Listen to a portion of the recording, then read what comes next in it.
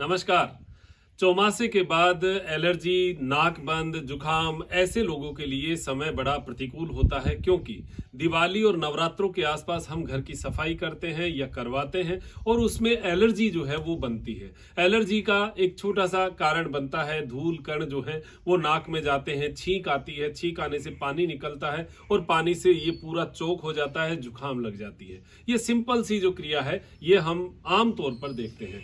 देखिए, जुकाम के भी बहुत सारे स्टेप्स होते हैं। सामान्य जुकाम जो है वो तो 3-4 दिन 5 दिन की होती है, उसे आना भी चाहिए और उसके लिए कोई दवाई भी नहीं लेनी चाहिए। एक सामान्य प्रक्रिया से गर्म पानी पीकर आप उससे ठीक कर सकते हैं। लेकिन कई लोगों को ऐसा होता है कि ये परमानेंट हो जाता है और जुकाम जो है वो परमानेंट रह जाती है। इसको हम कई स्टेप में समझते हैं। बंद नाक होता है, लेकिन पहली स्टेप ये हो रहती है कि नाक में पानी बहता रहता है। ये जुकाम की फर्स्ट स्टेज होती है जब हमारे नाक पर एलर्जी का अटैक होता है। तो ये छींक की वजह से, मिट्टी की वजह से, धूल की वजह से होता है। लेकिन कई लोगों को ये अटैक कई दिनों तक रहता है। यहां आकर समस्या शुरू होती है। पहले दिन दूसरे दिन तो ठीक है, 2 दिन पानी चले तो एक सामान्य बात है, लेकिन नाक में अगर 15 दिन 20 दिन 50 दिन 2 महीना 4 महीना पानी चले तो फिर ये तो समस्या हो गई ना।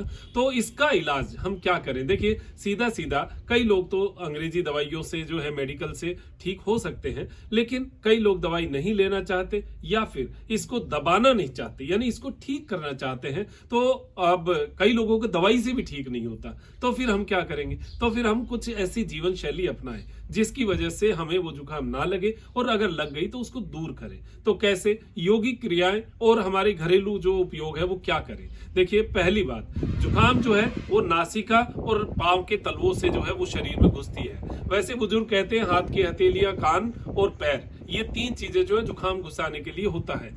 चौथी चीज मैं जो मानता हूं, रात को सोते हुए खुला हुआ सिर भी होता है, क्योंकि पंखे की हवा इस समय पंखा, कूलर, एसी लोग चलाते हैं, सिर के ऊपर उसका अटैक होता है, पता चलता नहीं है। तो आप कपड़ा जो है वो सिर के ऊपर कुछ लगाकर, यानी एक कपड़ा ऐसे ही जो है सिर के ऊपर रखकर सोना चाहिए, जिससे ठंडक ना बैठे। ये तो एक छोटा सा सामान्य उपाय मैंने आपको बताया है।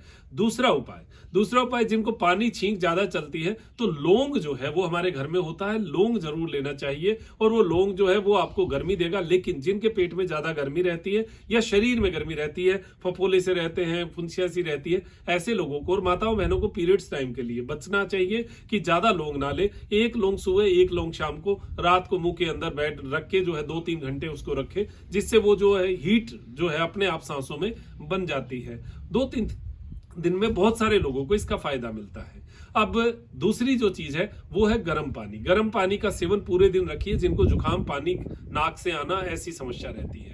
तीसरा जो उपाय है वो है पैर के तलवों में तेल की मालिश। ये 5 से 10 मिनट आप रात को सोते समय तेल की मालिश कीजिए। अब मालिश आप सरसों के तेल से, तिल के तेल से करें तो ज्यादा बढ़िया है, क्योंकि ये थोड़ी तासीर को गर्म करता है। तो आप तेल की मालिश जो है वो रात को करके सोइए, इससे आपको जो है थोड़ा अच्छा लगेगा। कई लोगों को पैर से बहुत ज्यादा, जैसे 40-50 की एज के बाद पैरों से ठंडक ज्यादा लगती है, तो जुराब भी पहन के सो सकते हैं। लेकिन पैरों में जुराब पहन के सोना, लगातार सोना गलत होता है, वो ठीक नहीं है। लेकिन अगर एक सर्दी जुकाम के समय में 5-7 दिन सोना पड़े तो वो आपके लिए थोड़ा नाक के जुकाम को बचाने के लिए ठीक रहेगा।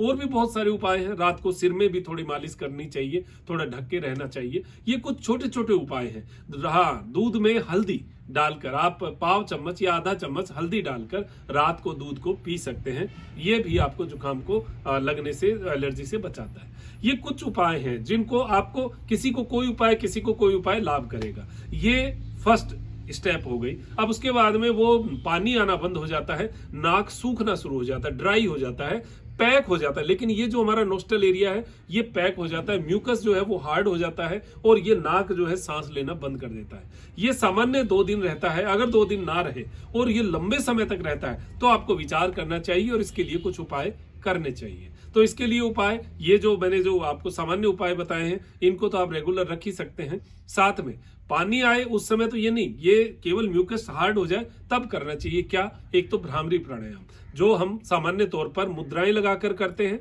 या फिर ये षणमुखी मुद्रा लगा सकते हैं, या फिर सामान्य तौर पर ऐसे बैठे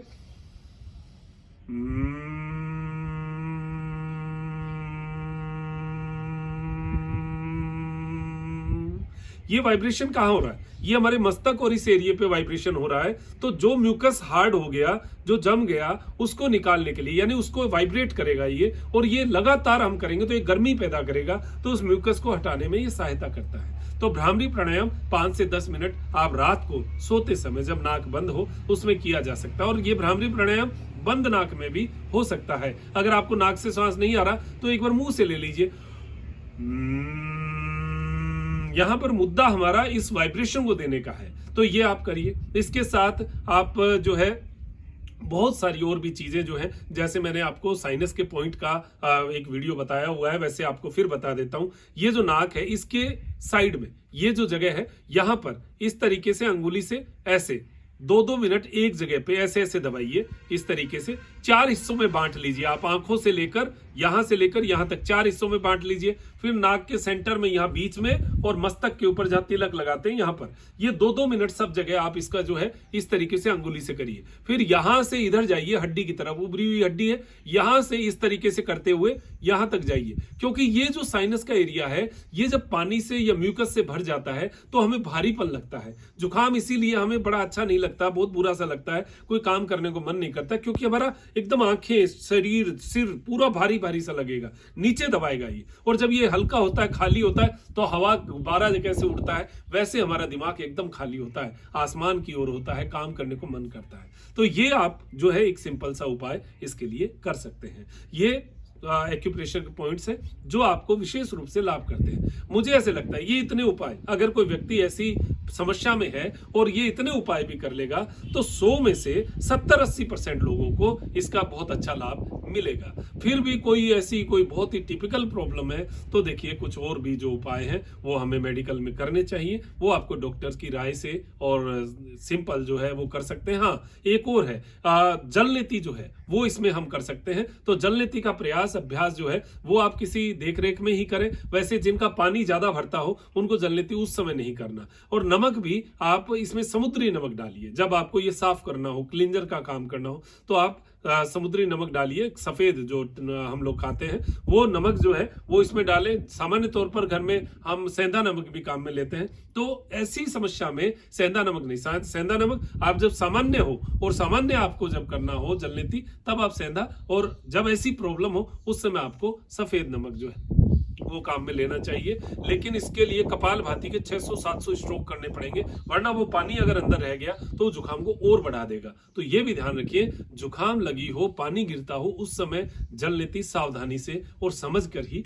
करना चाहिए या नहीं करना चाहिए। तो ये कुछ उपाय मैंने आपको बताए, ये आपके लिए बहुत लाभकारी सिद्ध होंगे और जीवन में आप स्वस्थ रहें, मस्त रहें, ऐसी अपेक्षा करते हुए मैं डॉक्टर मनोज योगाचार्य लेता हूं इजाजत। त्रिनेत्र टीवी के लिए त्रिनेत्र योग धाम से नमस्कार।